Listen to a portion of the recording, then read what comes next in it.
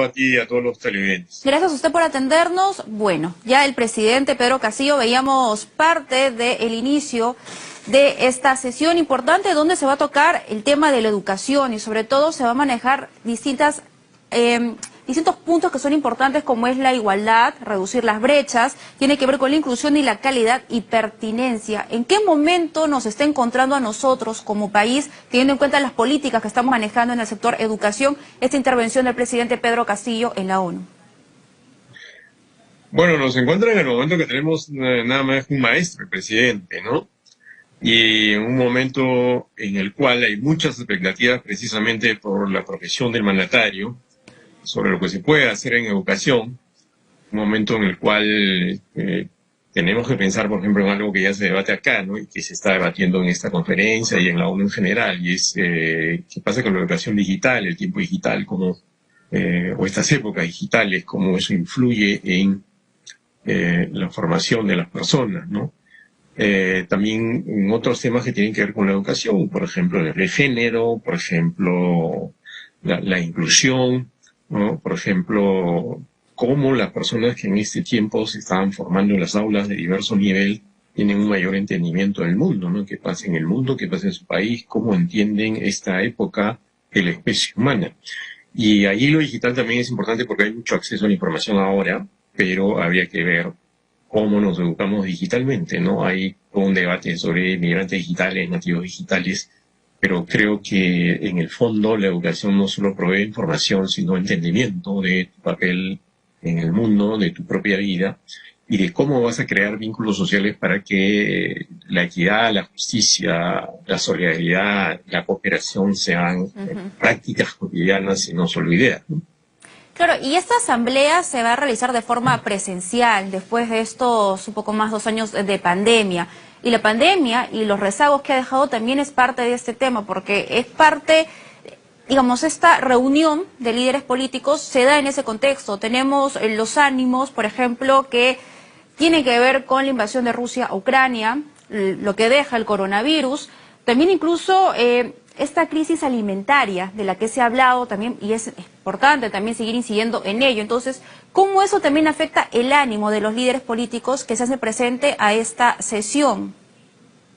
Bueno, primero algunas pinceladas básicas sobre qué es la Asamblea General, qué es la ONU, ¿no? O sea, la ONU es la mayor asamblea de países del mundo, y es eso, una asamblea. A veces algunas personas se equivocan y piensan que la ONU es algo así como el grupo que gobierna el mundo y que el secretario general es el presidente del mundo, cosas de ese tipo, y eso es completamente errado, porque es una asamblea de los estados del mundo, 195 en este momento, y se decide lo que se decide en la asamblea, y tiene sus diversos organismos. El más importante es en el Consejo de Seguridad de la ONU, que es el único organismo de la ONU que tiene acción resolutiva, es decir, que emite una resolución y esa se tiene que cumplir, pero tiene 5 miembros permanentes que pueden meter una resolución, y por eso no todas las resoluciones salen en escenarios tan dramáticos como los de Ucrania, por ejemplo. ¿Y por qué? Porque Rusia es miembro permanente del Consejo de Seguridad y bloquea, por supuesto, ese tipo de resoluciones. Pero dicho esto, este es un momento, como tú bien decías,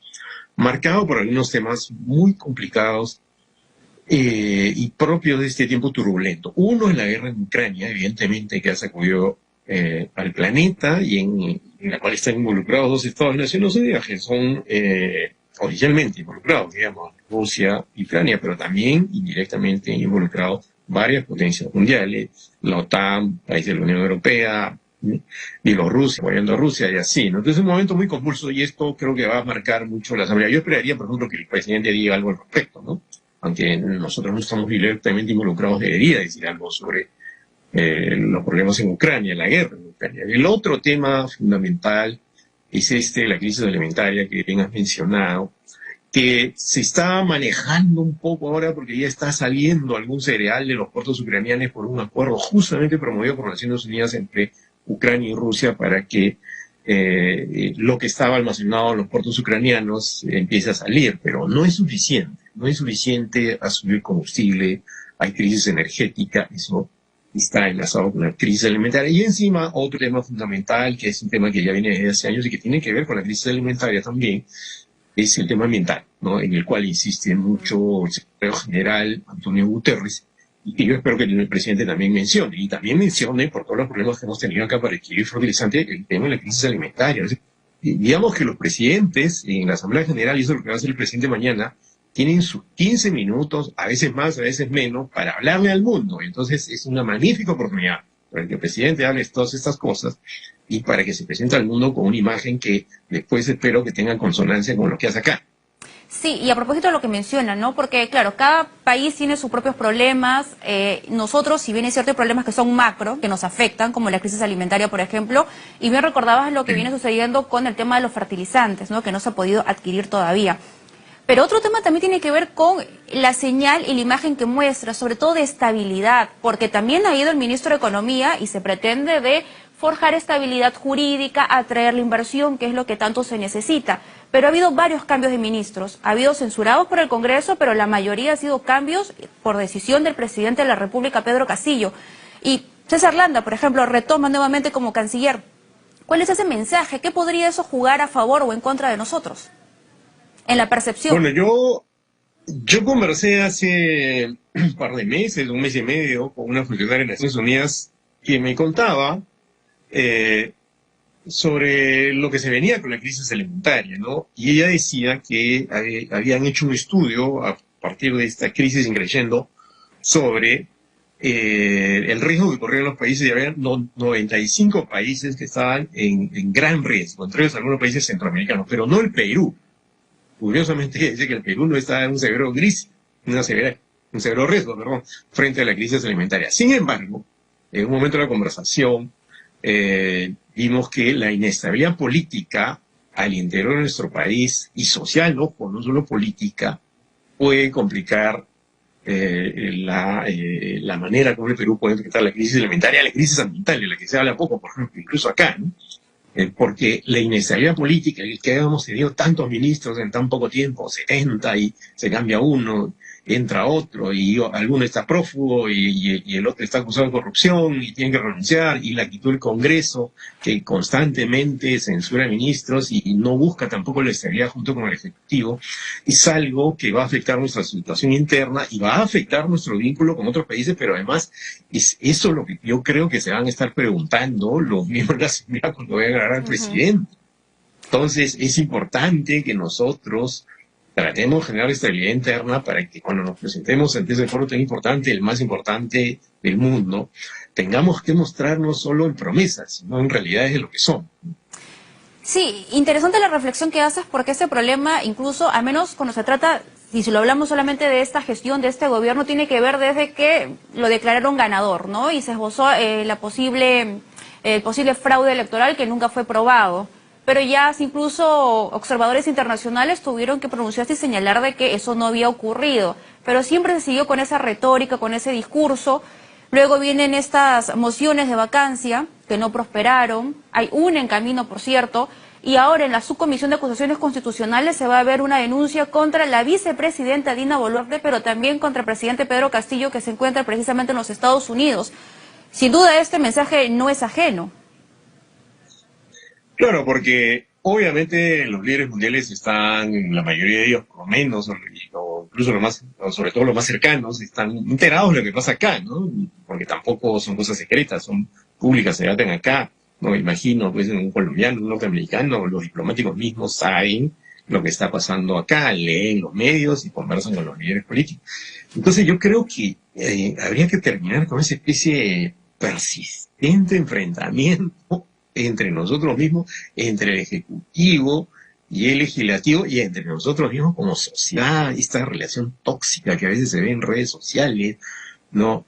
Este enfrentamiento social ya no tan larvado, que vuelve las cosas muy complicadas para todos, ¿no? Evidentemente los casos de corrupción tienen que investigarse, tienen que sancionarse, lo que tiene el Ejecutivo y lo que tiene el Congreso. Lo que ocurre es que constantemente yo me pregunto, y eso también sale hacia afuera, es si los únicos temas de los que tenemos que hablar en el país es de cuándo sancionan a quién, cuánto tiempo le dan, y como si no hubiera pobreza, como si no hubiera inequidad, e insisto, como si los problemas ambientales no fueran graves. Fíjate que estamos en una campaña municipal y casi ningún candidato habla de medio ambiente, es una cosa increíble, escandalosa, a mi juicio, como si Lima fuera la ciudad jardín de la que se habla, y a nivel nacional tampoco. Entonces, ese, por ejemplo, es un tema que en Naciones Unidas es súper importante. Yo espero que el presidente lo mencione, porque acá la crisis ambiental es severa y a nivel mundial también. Entonces, si nosotros nos pasamos el tiempo en enfrentamientos, ¿no?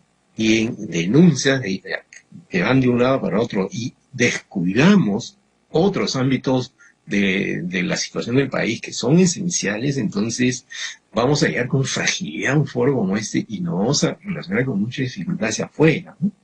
Y eso es importante, ¿no? El mensaje que le estamos dando a otros líderes políticos, porque también se trata de compartir experiencias para ver qué tipo de situación funcionó en otro país y qué se puede aplicar, ¿no? Y por eso es importante que se tengan las cosas claras. Hablamos del tema de educación, porque para algunos señalan que la educación es la base de todo. ¿Queremos mejores representantes? Educación. ¿Queremos un mejor ciudadano? Educación. Entonces, en estos momentos, lo que va a hacer el presidente Pedro Castillo es hablar de la problemática que hay en nuestro país con respecto al tema de educación, que sin duda se ha desatendido por muchísimos años atrás, y eso se ve reflejado en el tema de comprensión de los pequeños. Pero, ¿qué se puede hacer? ¿Qué experiencias se pueden coger de otros países, al menos de la región, y poder aplicarlas a nuestra situación actual? Mira, por ejemplo, cuando se habla de educación, normalmente se habla a Finlandia, que digamos un país al que se tiene por paradigmático en el tema educativo, ¿no? El ejemplo finlandés y en general los países nórdicos, pero también sobre todo el ejemplo finlandés. Sin embargo, tal vez no nos tengamos que ir tan lejos, ¿no? Por ejemplo, a nivel de universidades, ¿no?